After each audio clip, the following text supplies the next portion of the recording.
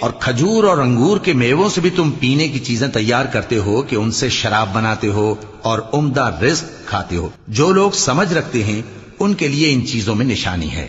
اور تمہارے پروردگار نے شہد کی مکھی کو ارشاد فرمایا کہ پہاڑوں میں اور درختوں میں اور اونچی اونچی چھتریوں میں جو لوگ بناتے ہیں گھر بنا، پھر ہر قسم کے میوے کھا اور اپنے پروردگار کے صاف رستوں پر چلی جا۔ اس کے پیٹ سے پینے کی چیز نکلتی ہے جس کے مختلف رنگ ہوتے ہیں، اس میں لوگوں کے لیے شفا ہے۔ بے شک سوچنے والوں کے لیے اس میں بھی نشانی ہے۔ اور اللہ ہی نے تم کو پیدا کیا، پھر وہی تم کو موت دیتا ہے، اور تم میں بعض ایسے ہوتے ہیں کہ نہایت خراب عمر کو پہنچ جاتے ہیں تاکہ بہت کچھ جاننے کے بعد ہر چیز سے بے علم ہو جائیں۔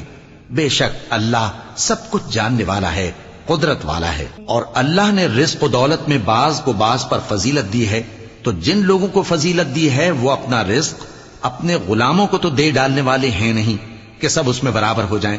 تو کیا یہ لوگ نعمت الہی کے منکر ہیں؟ اور اللہ ہی نے تم میں سے تمہارے لیے بیویاں پیدا کی اور بیویوں سے تمہارے بیٹے اور پوتے پیدا کیے اور کھانے کو تمہیں پاکیزہ چیزیں دیں۔ تو کیا یہ لوگ باطل پر اعتقاد رکھتے اور اللہ کی نعمتوں سے انکار کرتے ہیں؟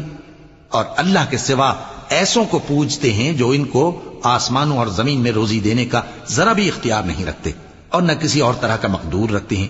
تو لوگوں اللہ کے لیے غلط مثالیں نہ بناؤ، بے شک اللہ جانتا ہے اور تم نہیں جانتے۔